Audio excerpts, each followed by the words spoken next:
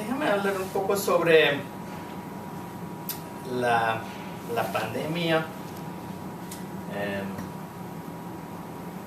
qué sucedió en 2009 y qué está sucediendo ahorita. Si comparamos qué pasó en 2009 con H1N1, en ese momento hubo un pánico y el gobierno tomaron varias medidas para reducir en cierta forma la intensidad, la propagación de H1N1. 5 años después tenemos exactamente el mismo problema, aún más fuerte. Número de personas infectadas más grande, número de personas muertas más grande. Sin embargo, ahorita es business as usual, no pasa nada. Entonces, ¿qué quiero decir? Es algo sobre cómo uno puede pensar sobre cómo se hace investigación en algo. Yo en ese asunto de pandemia voy a explicar cómo nosotros hicimos esa investigación, y si ustedes hacen alguna investigación, bueno, exactamente cómo hace uno una investigación sobre algo novedoso, ¿no? La pandemia de 2009 fue algo novedoso en el sentido que en ese momento nadie realmente tenía una buena idea de qué está pasando, y por lo tanto hubo algunas acciones. Nosotros hicimos algunas investigaciones sobre eso, y vamos a ver qué tipo de resultados salieron. La idea es básicamente decirles que si uno empieza a hacer investigación sobre algo, de la entrada uno no sabe exactamente qué va a pasar o cómo puedes analizar datos. A veces es mejor simplemente observarlos en ese momento y luego analizando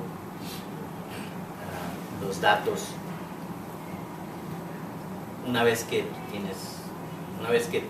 ves los datos, ¿cómo podemos analizarlos? Entonces, por ejemplo, yo cuando digo a los alumnos que está haciendo su tesis o algo así, preguntando, bueno, tengo esa base de datos, ¿qué podemos hacer? Primero tienes que ver los datos y ver cómo es la base, ¿no? A veces, ¿qué sucede? Por ejemplo, viendo los datos, te das cuenta que hay muchos errores. Por ejemplo, si están analizando, no sé, una base de datos de pólizas de seguro de vida, y tú estás viendo, o sea, haciendo un histograma y viendo que hay una persona que tiene 500 años de edad. ¿Qué haces? Bueno, obviamente en algún momento podemos imaginar que alguien puso 0 extra, ¿no? Debe de ser 50. Pero tú no sabes eso con certeza. Entonces normalmente sería prudente no considerar esa observación en particular. Nosotros nada más voy a dar una idea de en esa investigación cómo lo hicimos y qué resultados salieron.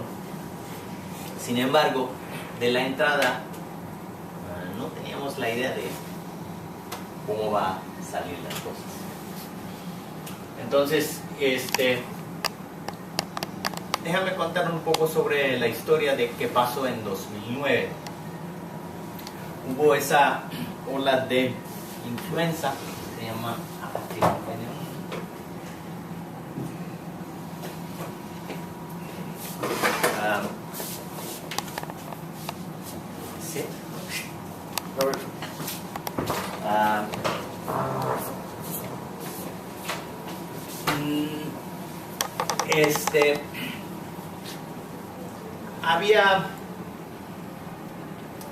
hay diferentes variedades de ese AHXNY.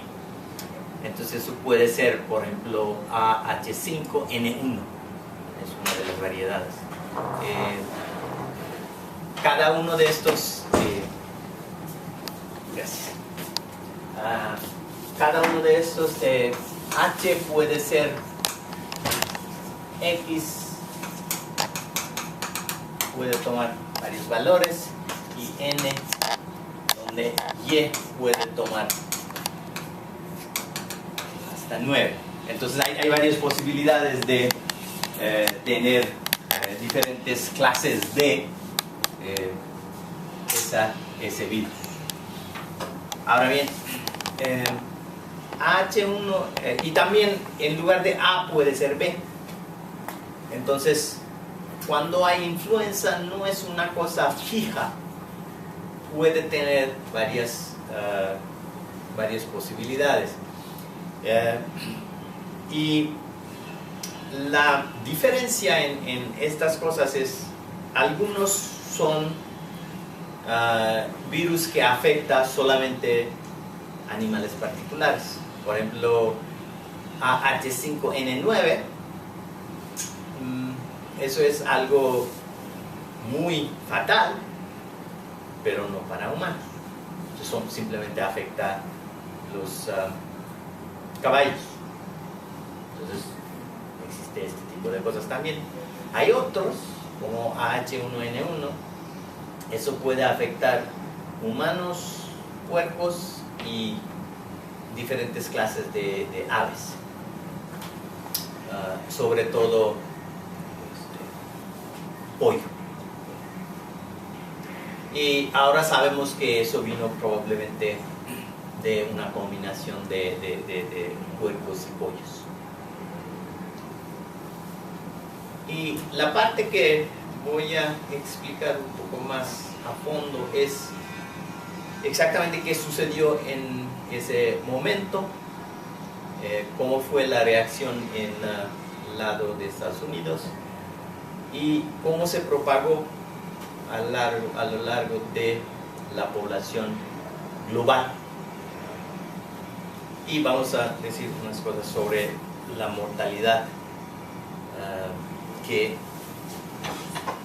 observamos en este caso, y decir algunas cosas sobre qué pasó en 2014 o qué no está pasando en 2014 que pasó en 2009. En cualquier momento, si tienen alguna pregunta, duda o algo, por favor. Y eso es una representación del virus. Es una cosa esférica, y en la parte de arriba, superficies, más o menos como un fútbol, en la superficie hay proteína que realmente determina exactamente qué tipo de virus es. Y también hay unas cosas muy claras que nos dice sobre el origen de esa cepa particular. Entonces ahí puede ser H1N1 tipo California 98. Dice que la primera vez que observamos eso fue en California 98, o de Texas de 2003, o de Hong Kong de 2008, etc. Y con eso podemos identificar exactamente de dónde viene, y cada vez se propaga de una persona a otra. En la parte superficie cambia un poco las moléculas. Entonces así podemos determinar la fecha, en qué fecha eso empezó en lugar X. Podemos hacer eso como si fuera una huella de su dedo. Podemos identificar perfectamente después del evento de dónde vino. Entonces, en caso de 2009, ahora sí sabemos que el virus no vino de México, sino vino de Estados Unidos. Y de hecho, aunque eso empezó en grandes cantidades en México en abril de 2009, sabemos que realmente empezó en noviembre o diciembre de 2008. Y primero vino probablemente de California a México y luego regresó obviamente a Estados Unidos. La razón por qué vino a México en grandes números fue ese periodo vacacional. Los americanos vinieron a México y con ellos trajeron ese virus. Ahora sí sabemos eso. ¿Cómo se propaga? Eso es realmente una fotografía real de una persona estornudando. Eso dentro de una área de 1.5 metros se propaga así en cuestión de segundos.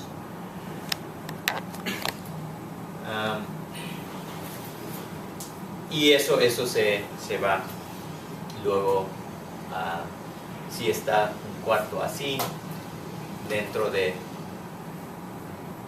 15-20 minutos está en todos lados de ese cuarto. Entonces la propagación eso es una cosa muy contagiosa.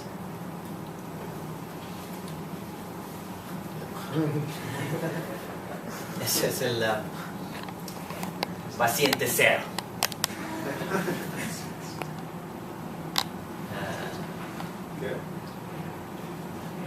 Parte de, bueno, dado que eso se llama